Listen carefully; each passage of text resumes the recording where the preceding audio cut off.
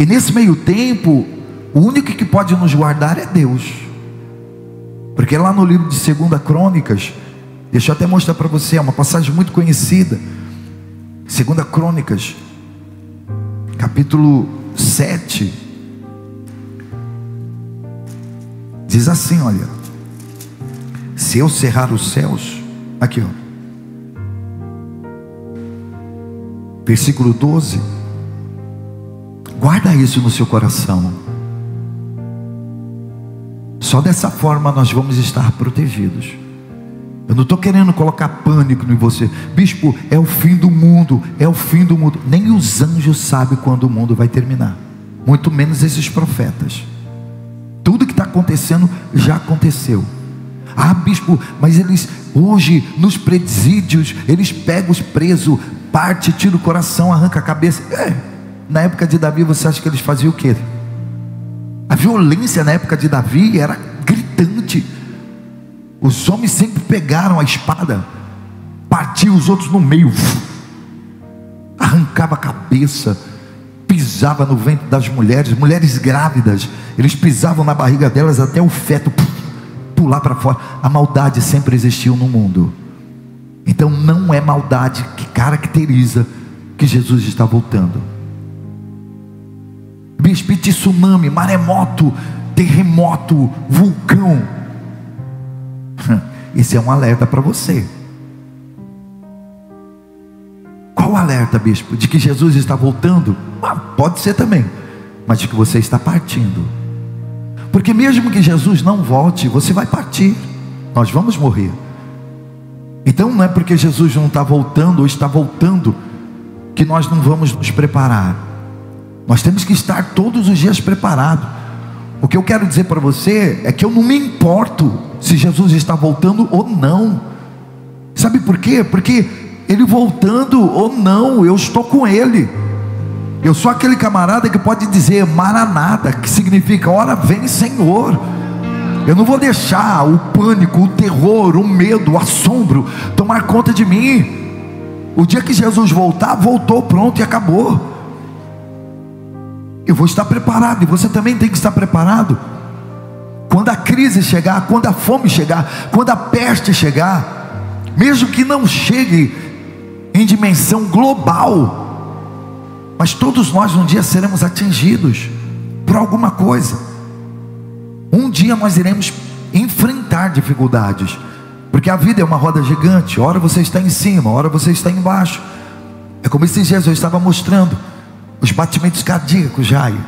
Vai lá, coloca aquela imagem lá. A vida do homem é assim, ó. Essa é a vida do ser humano. Veja, é assim, ó. Tá vendo isso? Se a sua vida não for assim, você morre. Eita, que bonito, hein, Jair? É, minha nora, minha nora. Ó, a vida do homem é assim, gente, ó. Se não houver esses movimentos de alta e baixa, lateralização, sua vida fica lateralizando, você morre. O dia que você chegar para mim e dizer assim, pronto, não está acontecendo nada na minha vida, o que está acontecendo de bom? Você vai entrar em depressão. Em primeiro lugar, porque você não vai buscar Deus. Você vai cair e entrar numa zona de conforto tão grande, vai ficar procrastinando, sabe? Você vai morrer. Por que você acha que grandes astros de Hollywood se matam? Que nesses dias aí um rapaz bonito, filho de um entrevistador lá dos Estados Unidos, daquele de Jersey lá, The Voice dos Estados Unidos, não é? Se matou. Um rapaz bonito, com dinheiro. Acho que não faltava mulher para ele. Como bonito não falta mulher. Mas o problema é na alma. E quando a alma sente falta de Deus, nada consegue preencher.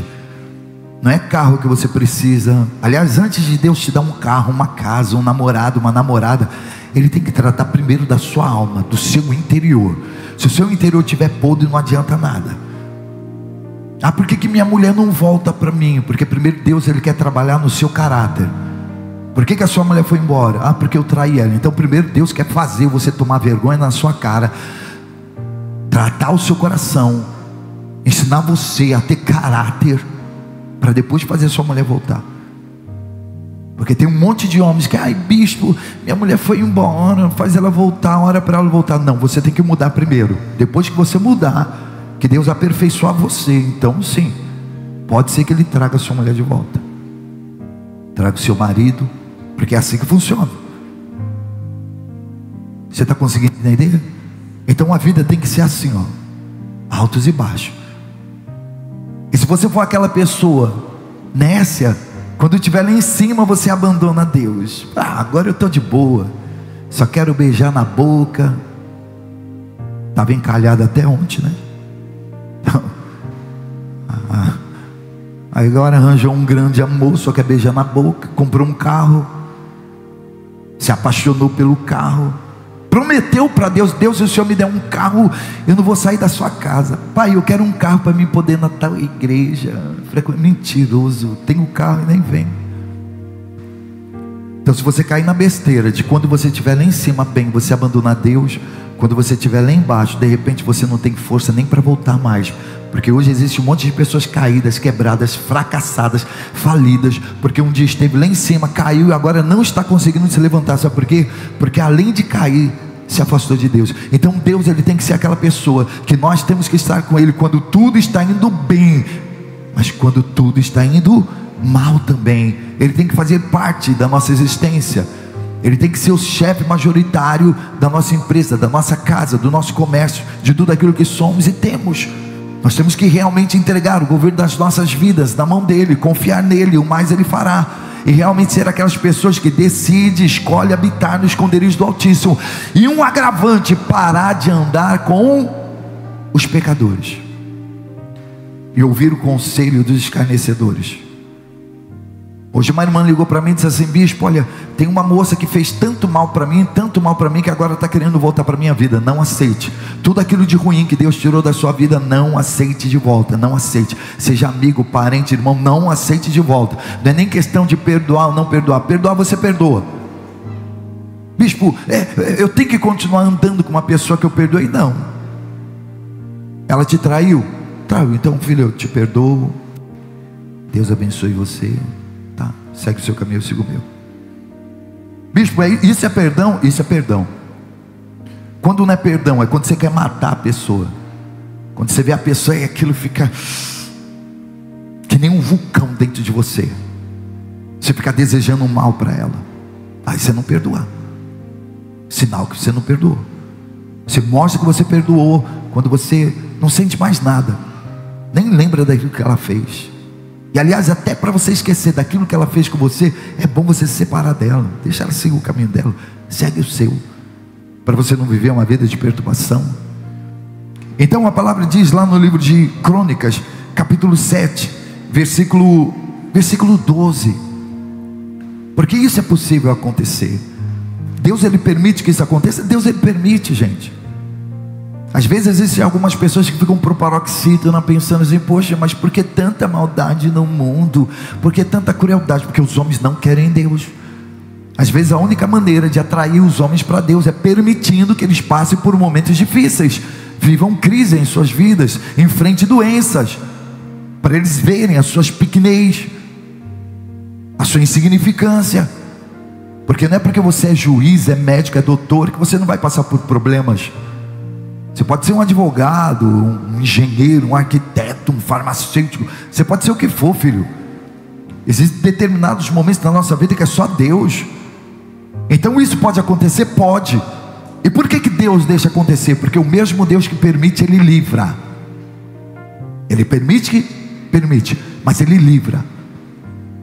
Então a palavra diz: o Senhor apareceu de noite a Salomão e disse-lhe: ouvi a tua oração e escolhi para mim este lugar, para a casa do sacrifício. Veja, que coisa interessante. Você já ouviu falar que a oração de madrugada é bem melhor? Por quê? Porque a fila é menor? A fila é menor. Eu já fiz um teste, já chamei alguns irmãos para orar comigo 11 horas, deu em torno de uns 300. Meia-noite, caiu para 200. 3 horas da madrugada, eram uns 30, 20, ia caindo. Teve uma época que eu orava com 10 pessoas, mas foram as 10 pessoas mais abençoadas, porque a fila é menor, mano. De madrugada a fila é menor, mas as pessoas não querem se sacrificar. Aliás, nós vamos começar uma oração. Eu vou marcar com vocês 3 horas da manhã, pelo Meet. Só cabe 100 pessoas. Aí depois elas vão dar desculpa, né? Não, bispo, eu não consegui. Então Deus apareceu de noite a Salomão e disse: ouvi a tua oração e escolhi para mim este lugar, para a casa de sacrifício. E ele diz assim: olha, se eu cerrar os céus e não houver chuva, Deus pode fazer isso? Claro. Se eu cerrar os céus para que não haja chuva, está na revista corrigida. Ou se ordenar aos gafanhotos que consumam a terra, porque até parece que tudo aquilo que acontece não seja da permissão de Deus, Deus não esteja sabendo. Você acha que Deus não está sabendo de tudo que está acontecendo com você? A dor que você está sentindo, o pranto, a tristeza, a angústia. Você acha que Deus não sabe a dívida que você tem, o buraco que você se meteu? Deus, Ele conhece. Mas só existe uma maneira dele não abortar o seu destino profético. Ele não abortar aquilo que Ele já tem predestinado para você. É isso daqui, ó. Se eu cerrar os céus e não houver chuva, ou se ordenar aos gafanhotos que consumam a terra, ou se enviar a peste entre meu povo. Aí se você fizer isso, ó, se o meu povo que se chama pelo meu nome se humilhar, orar e buscar a minha face, e se converter dos seus maus caminhos. As pessoas, elas não querem se humilhar. Eu vou me humilhar para quê? Eu sei que tem um monte de pessoas aí com problemas, mas quando eu chamei para vir aqui na frente, não vou lá não. Eu vi até umas pessoas cutucando: vai lá, fulano, vai lá, você está desempregado, seu casamento está destruído, está no fundo do poço, vai lá. Não vou não. Por que não veio? Não quis se humilhar. Então, a primeira prerrogativa: se o povo que se chama pelo meu nome, se você veio buscar Deus, se você espera alguma coisa de Deus, se você crê que Deus Ele pode fazer alguma coisa na sua vida, e por esse motivo você está clamando o seu nome, se você se humilhar, se você orar, coisa que as pessoas não gostam de fazer, chega de noite, elas vão dormir e elas dizem assim: olha, com Deus eu me deito, com Deus me levanto, em nome do Pai e do Espírito Santo. Isso é oração? Sabe, você vai se sacrificar na medida daquilo que você quer receber, meu. Se o que você quer é pife, se o que você quer não tem significado nenhum para você, então você não se esforça. Esse dia tinha um rapaz, ele tinha, gente, eu acho que ele tinha 300 quilos. Quanto tinha? Quilo tinha? 388. 388. Ele foi participar de uma competição. Gente, pensa num cara que ralava. Sabe, a barriga dele não era mais barriga, parecia uma outra perna aqui, assim, do lado aqui, ó. De tão gordo, 380 quilos. E o cara falou: não, eu vou emagrecer, porque quando você quer, quando você é tininho, nada te para. Você sabia que é você que libera o seu destino profético abaixo de Deus? Você sabia que você pode ser o que você quiser? Sabe por que você não é um advogado? Porque você não quis. Sabe por que você não é um médico? Você não quis. Você não é um engenheiro? Porque você não quis. Não é um arquiteto? Porque você não quis. Então não chore por aquilo que você não tem, se você não lutou para ter. O que é a inveja? A inveja é a preguiça daqueles que não têm coragem de fazer. Eles não fazem, não se esforçam, não acendem uma lâmpada, mas olha para você e fica: poxa, fulano tem, eu não tenho. Ciclano tem. Vai ver o sacrifício que aquela pessoa fez para ter o que ela tem. Não olhe para aquilo que ela tem e veja o sacrifício que ela teve que fazer para conquistar aquilo que você quer, mas você não quer fazer. Então hoje nós somos dotados de um poder tão grande, gente, que hoje nós criamos coisas que nem no princípio do mundo foram criadas. Deus nos deu capacidade de pensar, de elaborar, de criar, de inventar, de mudar, de trocar, de inventar. Deus, Ele nos deu essa capacidade. Por exemplo, isso daqui, ó. Você acha que isso daqui tinha lá na época de Noé? Na época de Adão e Eva? Não tinha. Isso aqui veio aparecer há quanto tempo? De uns 50 anos para cá? Menos, Elisão? Menos. O telefone, meu Deus do céu, era uma relíquia. Quem tinha era rico. Televisão, então hoje nós conseguimos fazer qualquer coisa. Você só não faz se você não quiser. Se você quiser romper, você vai romper. Se você quiser viver um novo, você vai viver um novo até o final desse ano. Basta você fazer isso daqui, ó. Se o povo que se chama pelo meu nome orar, se humilhar e buscar a minha face e se converter dos seus maus caminhos, então eu ouvirei dos céus, perdoarei os seus pecados e sararei a sua terra. Oh, aleluia! Agora, existe alguma complexidade nisso daqui? Existe algo que você não consegue compreender? Bicho, por que eu não sou feliz? Por que eu não amo? Por que eu não vivo novo? Por que a minha vida é sempre? Porque você já é aquela pessoa que está conformada com o fracasso. A sua mente, ó, tudo começa aqui, ó. O fracasso já tomou conta de você. Você vive se arrastando. Então um dos primeiros passos que nós temos que ter e dar é orar. Começar a orar todos os dias, todos os momentos, porque a palavra diz lá no livro de Romanos, depois me lembra para a gente voltar aí. Nem tira então, ó, Romanos capítulo 12, versículo 12, diz assim: olha, alegrai-vos na esperança, sejam pacientes na tribulação e perseverem aonde? Na oração. Alegrai-vos na esperança. Tenha esperança. Por quê? Porque Jesus é a nossa esperança. Então alegrai-vos na esperança. Não perca a esperança, não perca a fé, porque aquele que perde a esperança, ele está morto. Então alegrai-vos na esperança. Sede pacientes na tribulação. No momento da tribulação, você tem que ter paciência. Você não pode se mover, não pode retroagir, você não pode voltar atrás. Você tem que permanecer, porque se a tribulação está vindo, é porque algo bom também está vindo. Todas as vezes que sobrevier sobre você uma grande tribulação, presta atenção, é porque Satanás sabe aonde você vai chegar. Satanás trabalha assim.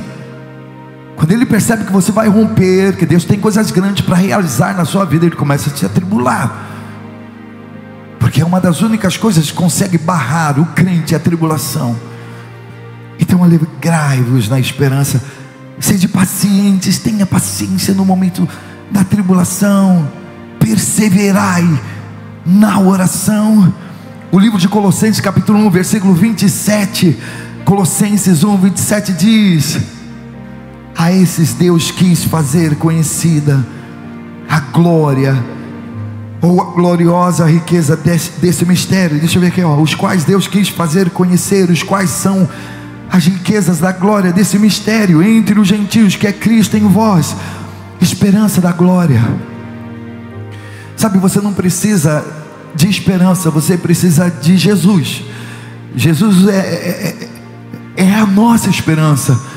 A palavra esperança é só um adjetivo, porque na realidade o que você precisa é de Jesus para ter esperança, entendeu? Você não precisa ser curado, você precisa daquele que cura. Você não precisa de libertação, você precisa daquele que liberta. Tudo aquilo que você precisa está em Jesus, está em Deus. Tudo aquilo que você necessita escorre nele. Então Deus quis fazer conhecer os quais são as riquezas da glória desse mistério, que é Cristo entre vós, entre os gentios, que é Cristo em vós, esperança da glória. Cristo é a esperança da nossa glória. Então volta lá em Colossenses 7 para a gente terminar. Se o povo que se chama pelo meu nome se humilhar, orar, buscar a minha face e se converter dos seus maus caminhos, então ouvirei dos céus, perdoarei os seus pecados e sararei a sua terra.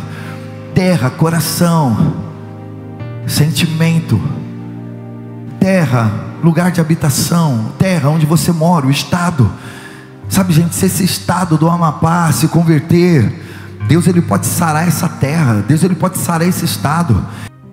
Se converta de todo o seu coração. Não adianta você clamar a Deus se você não se converter.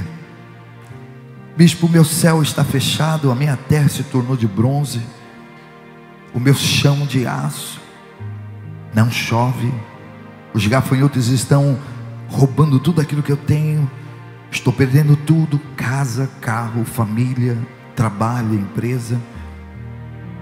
Se você se converter dos seus maus caminhos, então eu ouvirei dos céus, perdoarei os seus pecados e sararei a sua terra.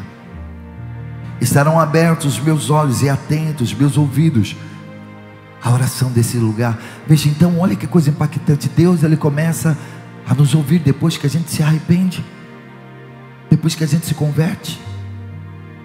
Sim. Então é por esse motivo que nessa noite eu gostaria que você, que às vezes quer tanto de Deus, mas está dando tão pouco para Ele, colocasse a mão no seu coração. Enquanto a gente ministra um louvor, eu gostaria que você meditasse em tudo aquilo que você está passando, em tudo aquilo que você está vivendo. Os céus fechados, a chuva não vem, a bênção não chega, você tem batido e a porta não tem se abrido, você tem buscado e não tem encontrado, você tem tentado romper, mas infelizmente sem Deus. Você quer que um milagre aconteça na sua vida, mas você não quer orar, não quer se humilhar, não quer buscar. Mas nessa noite o Espírito Santo, Ele te convida para você ter uma experiência com Ele. Lutamos com armas de fé e nada irá impedir enquanto adoramos.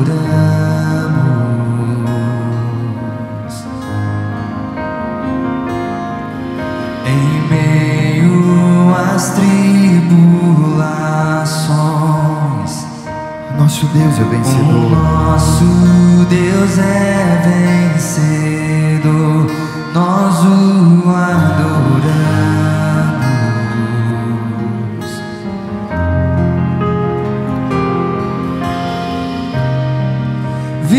Vitorioso és, na tempestade estás, teu nome infalível é, os reinos vêm e vão, teu trono acima está,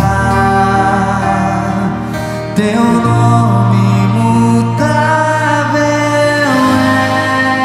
Jesus está te convidando nessa noite para pelejar com você, para batalhar com você, para estar do seu lado. Se tão somente você quiser batalhar com Ele, colocar a sua vida nas mãos dEle, muralhas vão estremecer e as cadeias irão se romper enquanto adoramos.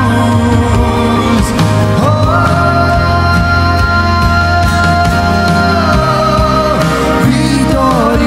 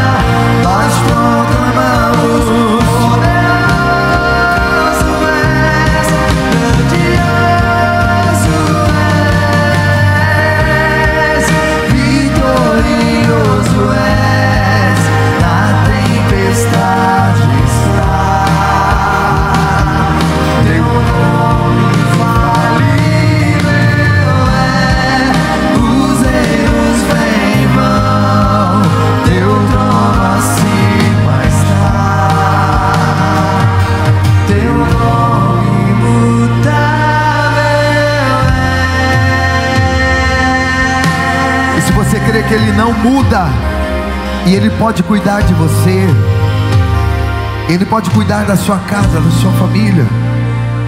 E nessa noite você quer se reconciliar com Jesus. Veja, você já está cansado de dar murro em pontas de faca, você já está cansado de viver a mesmice. Não existe nada novo na sua vida. Você cansou de lutar sozinho, você quer jogar a toalha, você quer se render nessa noite ao Senhor Jesus. E de repente essa seja a última oportunidade que você está tendo. Amanhã pode ser que seja tarde demais. Então não rejeite Jesus. Se ouvires a voz do Senhor teu Deus, não endureçais o vosso coração. Se o Espírito Santo está te tocando, e você nessa noite quer se render a Ele, quer entregar a sua vida nas mãos dEle, vem aqui na frente. Venha se reconciliar. Venha se acertar com Ele. Venha chorando. Venha se arrastando. Venha triste, abatido. Venha com câncer, com tumor, com lepra, separado. No mundo do tóxico, venha. Porque a partir desse momento, o lugar mais seguro para você estar é do lado de Jesus. Se for de você correr riscos, perigos, você vai correr com Jesus na sua vida. Então, se nesse momento você quiser entregar a vida para Jesus, vem aqui na frente. Quiser se batizar, aleluia.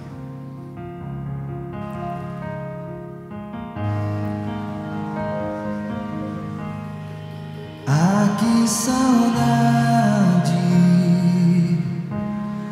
da sua presença, de quando eu ouvia sua voz me chamando ao entardecer. Tudo era lindo, tudo era simples, sem formalidade. O mais importante era aquele momento, só eu e você. mas eu quero voltar ao primeiro amor. Eu reconheço sentir a nação, nada é melhor que ouvir sua voz me chamando de filho. Tu és meu filho.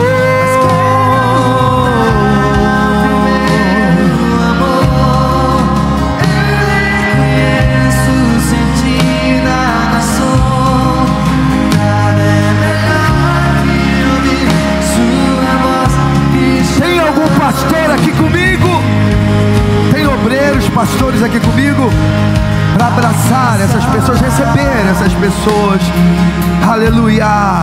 Tua presença, de quando eu ouvia sua. Cadê os pastores? Cadê os cooperadores? Para receber essas pessoas assim como Jesus, para ser o abraço de Jesus, seu sorriso de Jesus, seu consolo de Jesus nessa hora, aleluia. O mais importante era aquele momento, só eu e você. Esse abraço é o abraço de Cristo.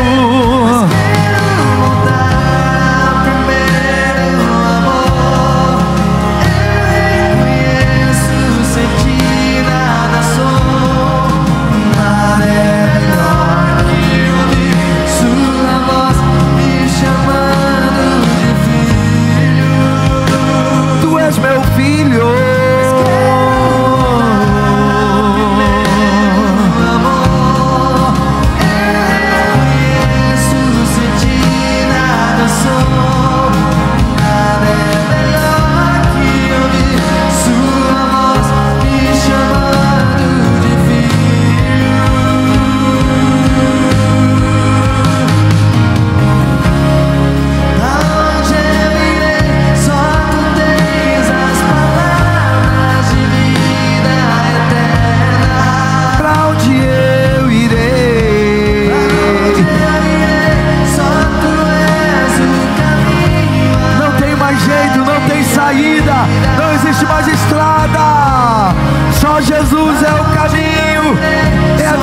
verdade e a vida.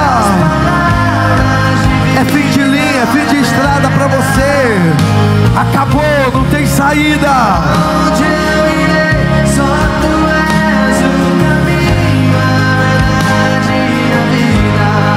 Mas quero voltar ao primeiro amor. Eu reconheço. Diga comigo. Sua voz me chamando de filho. E eu louvo e glorifico ao teu nome, Senhor, porque essas pessoas ainda conseguiram ouvir a tua voz, conseguiram ouvir o teu chamado. Quantas são aquelas que já resistem? São aquelas que já não sentem mais nada, não sente mais essa emoção, não sente mais essa alegria. O teu Espírito Santo já não consegue mais falar com elas, porque estão com o coração endurecido. Mas o coração desse homem, o coração dessa mulher, ainda é aquele coração contrito e quebrantado. Então, em nome de Jesus, faz a obra na vida de cada um deles, Senhor. A obra de conversão, a obra de perdão. Perdoa os seus pecados, apaga as suas iniquidades, as suas transgressões. Eu não sei aonde você andou, eu não sei o que você praticou, eu não sei o que você fez, mas eu quero declarar para você nessa noite que o Espírito Santo, Ele está te perdoando, Ele está te lavando, Ele está te limpando, e Ele está liberando novamente um futuro profético para você. A partir desse momento o seu nome volta a ser escrito no livro da vida, e nenhuma acusação há para aqueles que estão em Cristo Jesus, que não andam mais segundo a carne, mas que vão andar a partir desse momento na presença de Deus. Aleluia. Sabe, eu quero declarar que Jesus, Ele esperou tanto tempo por você, Ele não desistiu de você. Sabe, aquele momento que Ele te livrou do mal, quantos perigos, quantas ameaças, quantos lugares, quantos riscos de morte de repente você passou. De repente, coisas que você nem percebeu, você não conseguiu nem ver, mas Deus te livrou. Se você está aqui nessa noite, é porque o Espírito Santo teve misericórdia de você. O Espírito Santo, Ele acreditou que um dia você ia voltar para a casa do Pai, e Ele te esperou, Ele te aguardou. Então seja lavado nessa noite, seja perdoado, seja purificado.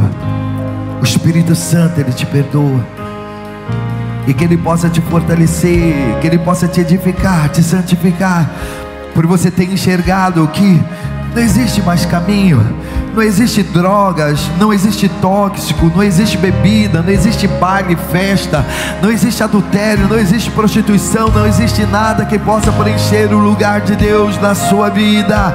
Esse vazio, essa saudade, essas lembranças é de quando você vivia na presença do Pai, mas nesse momento Ele está te restaurando. Restaure, Espírito Santo, a vida desse homem, a vida dessa mulher. Restaura a casa, restaura a família, o casamento, restaura a vida sentimental, restaura a saúde, Espírito Santo, em nome de Jesus, em nome de Jesus. Cobre eles com teu sangue e livra eles do mal, porque teu é o poder, a honra e a glória para todos sempre, em nome de Jesus. Olha aqui para mim, vocês que estão aqui na frente, veja, Deus livrou vocês de muitos perigos. Deus livrou vocês da morte. Às vezes Deus, Ele nos livra de coisas que a gente nem percebe, são coisas imperceptíveis, mas Ele cuida de nós, porque a esperança dEle é que um dia você ainda vai conseguir voltar, você um dia ainda vai ouvir a voz dEle. E você tem que levantar as mãos para os céus e dar graças a Deus, porque a palavra diz que nos últimos dias os homens procurariam a morte, mas eles não encontrariam. Não é aquela morte, vamos pular de cima de um prédio e não vão morrer, vamos pular embaixo de um carro e não vai morrer, nada disso. Eles vão procurar a morte espiritual, porque eles vão se sentir tão longe de Deus, mas tão longe de Deus, tão perdidos, tão sem rumo, sem direção, que eles vão querer morrer, eles vão querer voltar e não vão conseguir. Mas se você está aqui nessa noite, parabéns. Parabéns mesmo. Deus não abortou o seu futuro profético. Ele não abortou aquilo que Ele tem para você. E Ele tem coisas grandes. Escreve o que eu estou dizendo. Amém?